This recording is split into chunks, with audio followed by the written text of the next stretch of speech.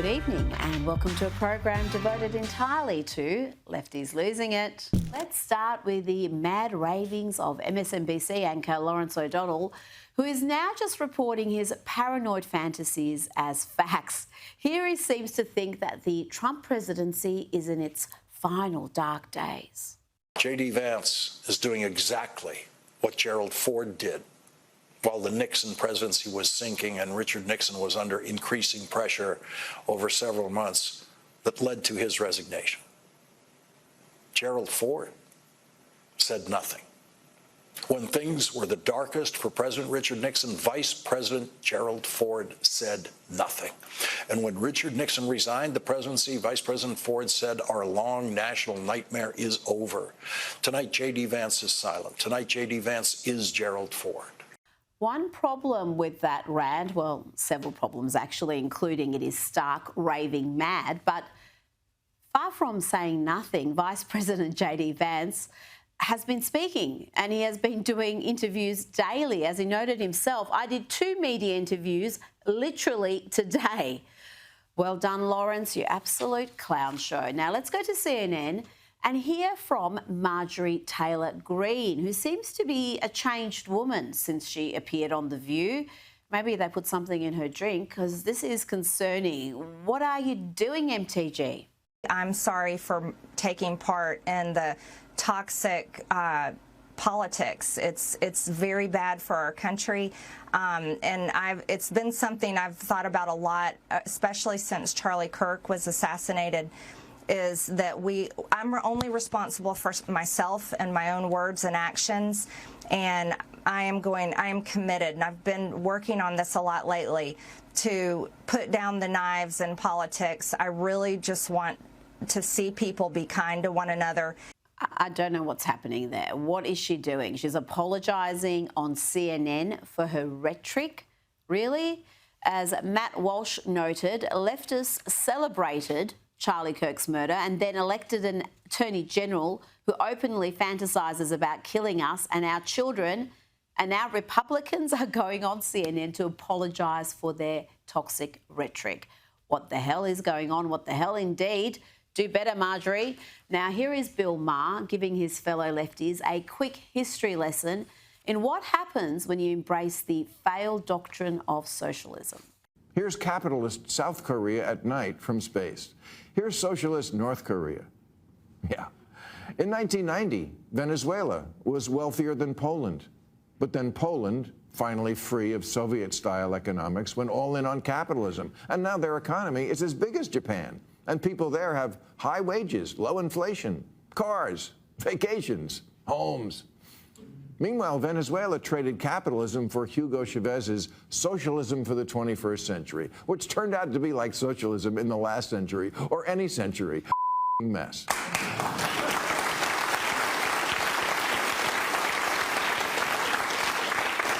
It turned one of Latin America's richest countries into one of its poorest. Low wages, high inflation, shortages, outages, 8 million people fleeing.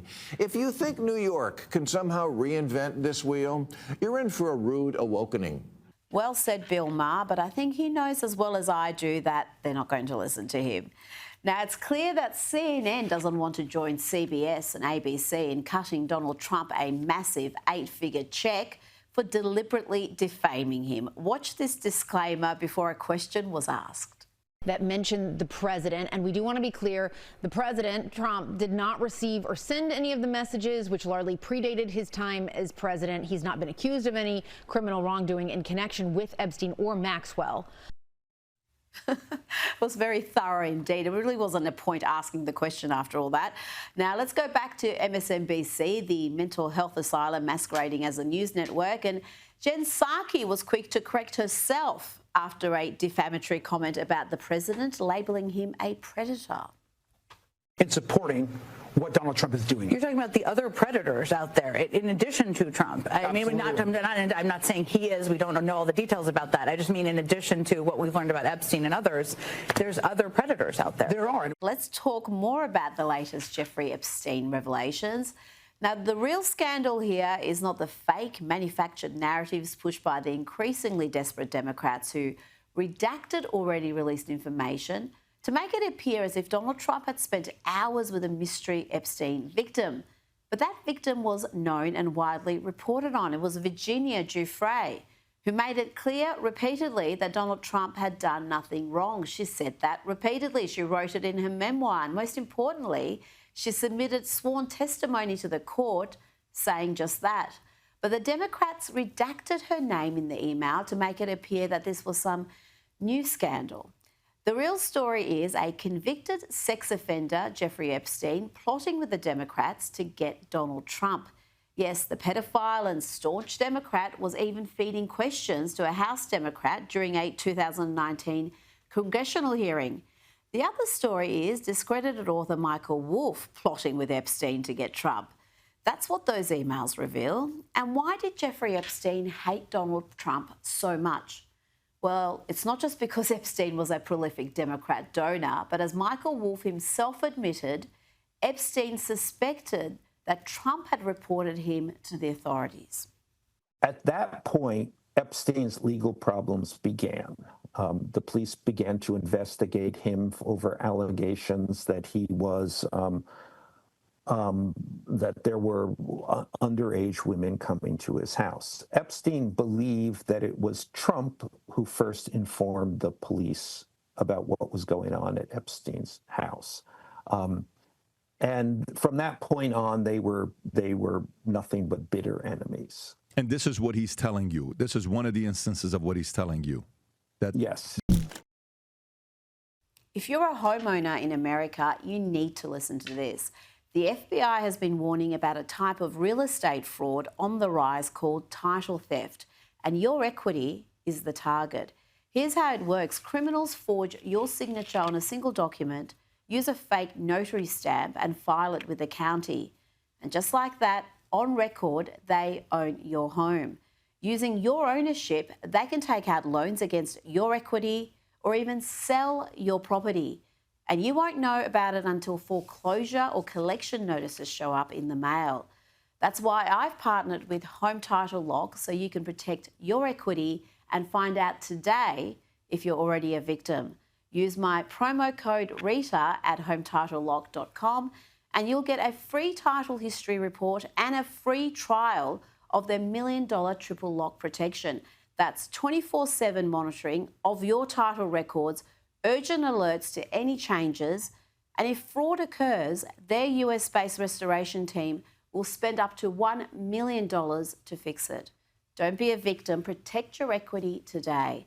That's hometitlelock.com, promo code Rita, or use the link below. Let's start in Hollywood with hippy-dippy actor Woody Harrelson, who seems so likeable and chill, well, until you hear him say something this stupid and you realise he's just another hard-left, TDS-suffering vegan lefty losing it. I wish there were a way to get rid of that son of a and get in a great president, you know, but doesn't seem like that's going to happen, and I don't know how much he's going to continue to foment hatred. We have a guy running this country who has unearthed a lot of bigotry and a lot of racism, and it seems to be more virulent than ever. So, yeah, it's strange how it seems like we're going backward. Now, remember for about 5 minutes, Woody Harrelson was railing against the left censorship. He was railing against Big Pharma and mandatory COVID vaccines. Well, it looks like he's back to drinking the Kool-Aid. Now, this next clip is delicious. Watch here as the co-founder of Wikipedia, Jimmy Wales, loses his mind when an interviewer seeks to correct his claim that he's the sole founder of Wikipedia. There's a tantrum incoming. I'm Jimmy Wales, founder of Wikipedia. You're the founder or co-founder? Because I don't care. That's the dumbest question in the world. Really? Absolutely. There seems to be a dispute. There's no dispute. I don't care. So, yeah. Say what you like. It doesn't matter. Well, isn't that like when it comes to Wikipedia a problem? You know, what are the facts? Yeah. Well, it's not a fact, it's an opinion. So you can have whatever opinion you like. It doesn't matter. But for you, you're the founder. Can I just say again, it doesn't matter? I've answered your question 4 times. You know what? I'm done. Thank you. Thanks. What's going on? It's stupid. Don't ask me stupid questions. How is that stupid? It's a stupid question. It was the first question. That's so wacky that I want to believe it's satire, but who can tell these days what's satire, what's real? Now to something that sounds like it belongs in a sketch comedy show. Here is the president of Venezuela, Nicolas Maduro, breaking into song, singing John Lennon's Imagine as he talks about rising US tensions. Oh, he's scared all right. Imagine us people. Mira, son jodedores, vale. Qué canción tan bella. La letra, para las más jóvenes, busquen la letra. What a beautiful song, he says. He tells the young ones to look up the lyrics. I mean, this is rich work from a brutal wannabe dictator. I'm no warmonger, but watching that, it gets me a hankering for some stealth bombers over Caracas. But for the record, the lyrics of Imagine are not inspirational. They're stupid. They're inane. They're a teenage girl's idea of profound. I did look up the lyrics just for Nicholas. Here's some. Imagine there's no countries. It isn't hard to do. No, thank you. I don't want to imagine that. Imagine no possessions. I wonder if you can. No need for greed or hunger. I mean, nice, except John Lennon was worth around $200 million when he was tragically murdered in 1980. 1980, that'd be like $1 billion these days. Now to the ongoing meltdown over Sydney Sweeney for refusing to apologise for appearing in a wildly popular jeans commercial for American Eagle. It would have been so easy for her just to say, wow, that really spun out of control. I didn't think about it. That obviously wasn't my intention. Also, American Eagle needs to be accountable to Yeah, that's the other thing. It's the company. The real courage, the real confidence is apologizing, is saying that I did something wrong. That takes a lot. Now, let's try to get to the bottom of Barron Gate. People are obsessed with Barron Trump, and that obsession saw all sorts of excitement when they thought he had given Biden a mouthful on Inauguration Day. Here is one of the more popular theories of what he said. When he leans into Biden here, he says, it's on. Okay? And then when he goes up to Melania, she says, try to be nice. See? And he says, okay. But she doesn't really know what he had said to him. And then he turns back and looks back at Biden. Well, a lot of people love that theory because, after all, Joe Biden's DOJ, FBI had tried to put Barron's father in jail, tried to put his brothers in jail, tried to bankrupt the family, raided his mother's underwear drawer. But now we have some clarity on what was really said, and sadly for some, it's a lot more mundane, a lot more polite than that narrative. Here is Barron's big brother, Eric, setting the record straight. They had all these like lip reading experts, and they just, and they're like, Barron just told Biden to go F himself. I'm like, so one night, I'm very close to Barron. I love Barron to death, right? One night I call Barron, I go, buddy, what did you actually say? And he goes, it was something so polite, I almost wouldn't even get it right, but like, congratulations and, best of luck to you, or something like that, something very respectful. Now to the peculiar behaviour of Ariana Grande and Cynthia Erivo during their latest Wicked promotional tour. Do you have a message for the queer fans who are watching this? We love you, we love you, we love you. We love you, we love you, we love you. And Oz has always been a queer place, a safe place for queer people, for every different color of the rainbow, for everybody. Read the L. Frank Baum books. It's the truth. You're safe with us. We love you so much. That part. The gayer, the better. The gayer, the better. Okay. And watch this reaction when Mark Platt enthusiastically shakes Ariana's hand during an interview. The carry-on is too much. Popular. Can you believe that we're doing Popular today? It's going to be so great. That joy he wanted to infuse in every frame so that when you've experienced the film with all the tears and everything else, you feel the joy in every single frame. So I wanted to say that on his. Too much. And look at this absurdity. This clip went viral in recent days, but it's actually from last year. Let me tell you one thing. That necklace did not need to be adjusted. A beautiful sistership that continues to grow and grow even through this depressed or something's bothering her. She's going to fix something. I know. She's getting the fixing itch that Cynthia Erivo gets. It's not there. Oh, thank you. Yeah, because the thing is... The biggest pinch me moment for each of you on the set? Was it the day you arrived on the set or some special moment that happened? That necklace did not need fixing. You know, the only good thing about their Bizarro antics are all the parodies it has inspired, and I've got to say this is one of my faves. What we chose to do with the roles was something that I think that should be studied. Yeah. Where are you from? Dayton, Ohio. Oh my god. Oh my god. Oh my god. Oh my god. Dayton, Ohio. Did I say something wrong? It has been an honor to stand by Cynthia during this hard time. I mean, her battling cancer. Oh no, I'm just bold. I'm sorry, I'm a little hungry. Oh, she's hungry. This is, okay. We'll come back.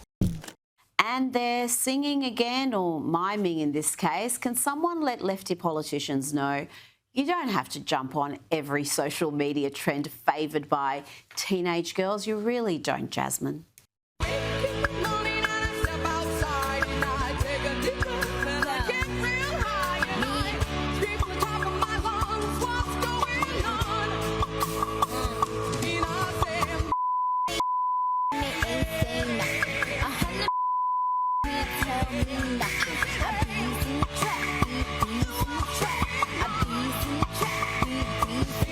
Now to the leftist heartland of Portland, where a bunch of activists got together, donned neon leotards and held an aerobics class outside of an ICE detention facility as a show of resistance.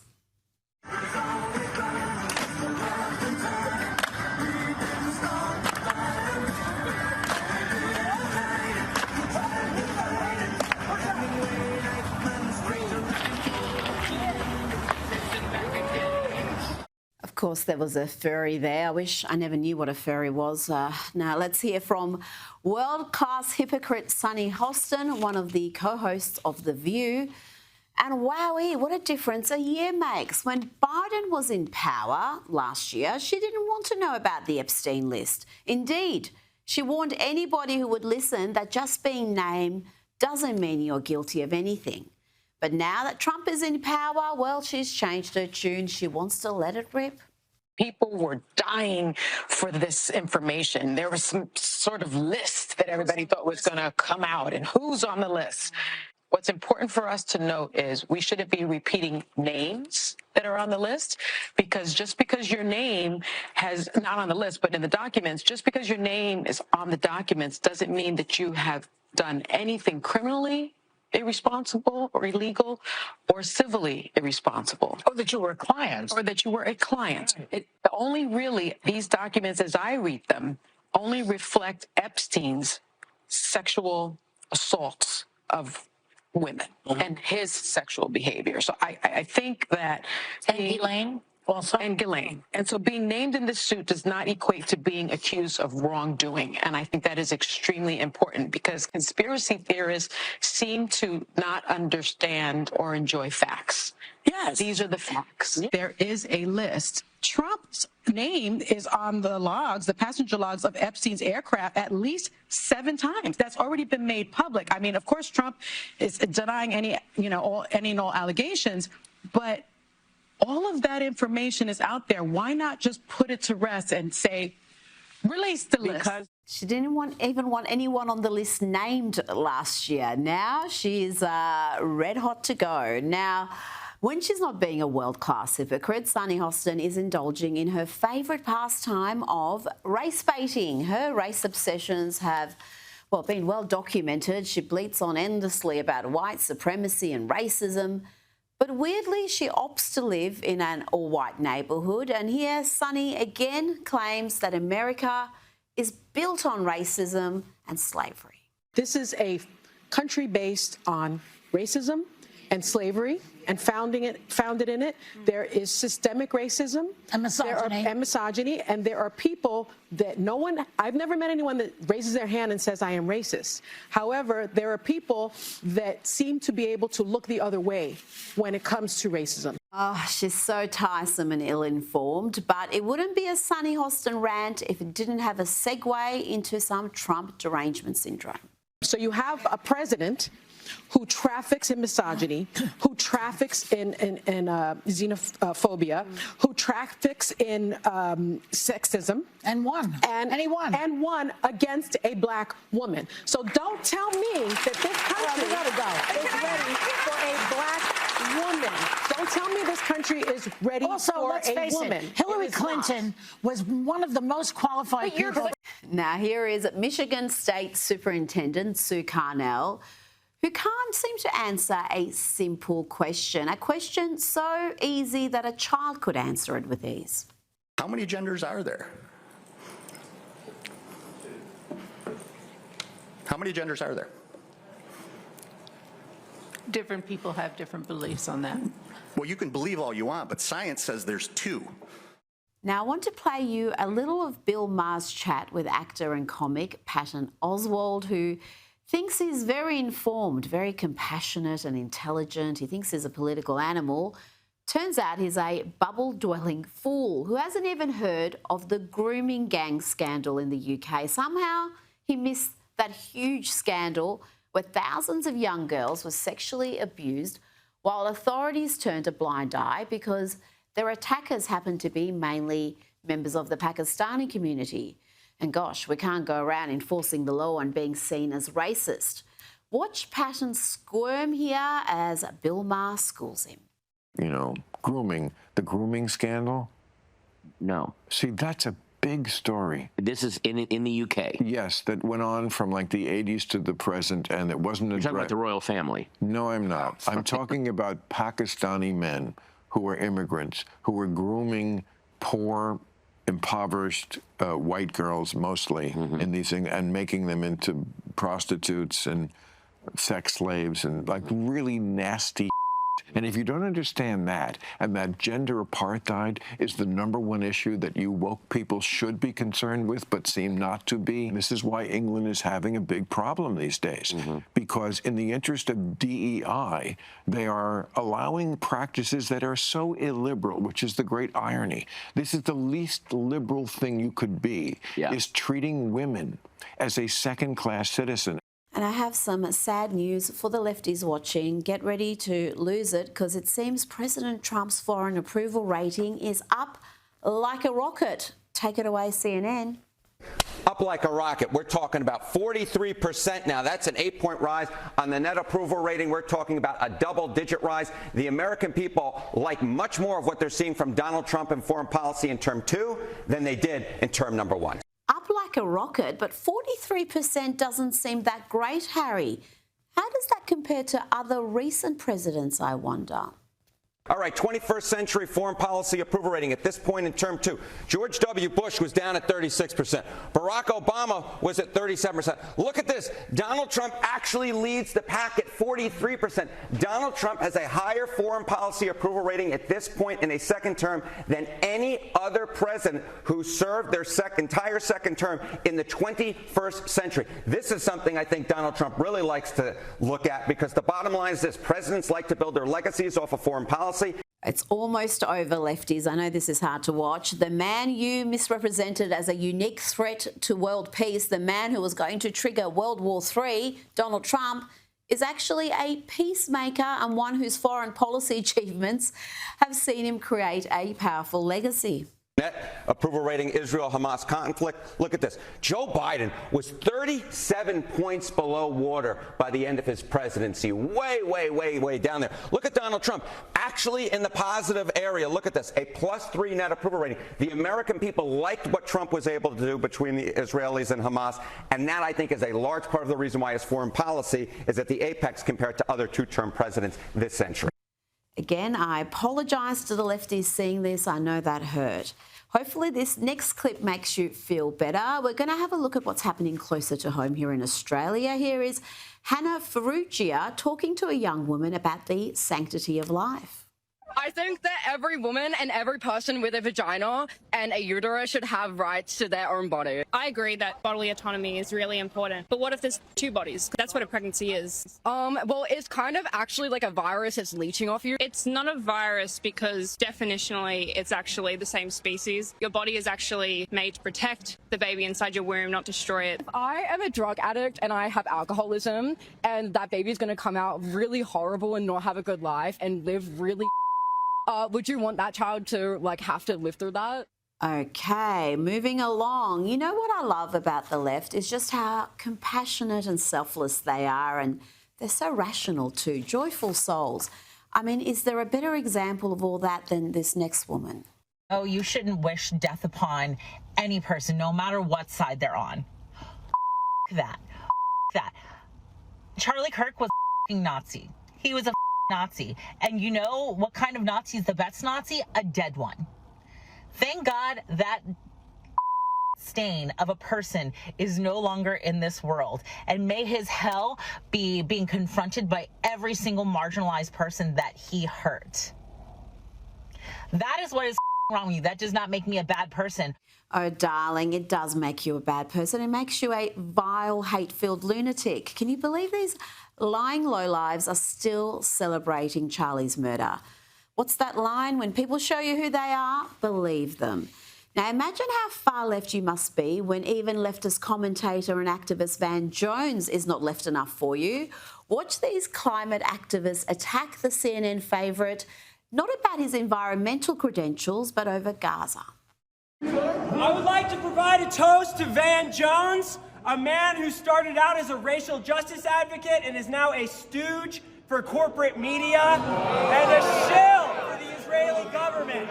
Oh, he wasn't the only plant in the crowd. Van was in for a rough night.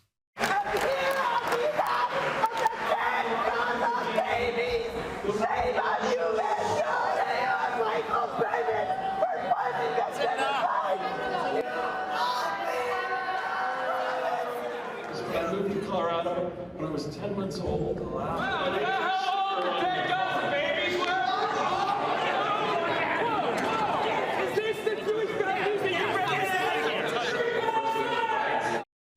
Oh, there was more of them. Looks like a mob called Climate Defiance really spent up big to hear Van speak or to shout him down. You can't feed children! You can't feed children! I got a chance to spend a great deal of time in the Holy Land. I got a chance to spend time in Gaza. Thank you, JSF, for feeding our community. You, Van Jones, for selling out. You talk about food security.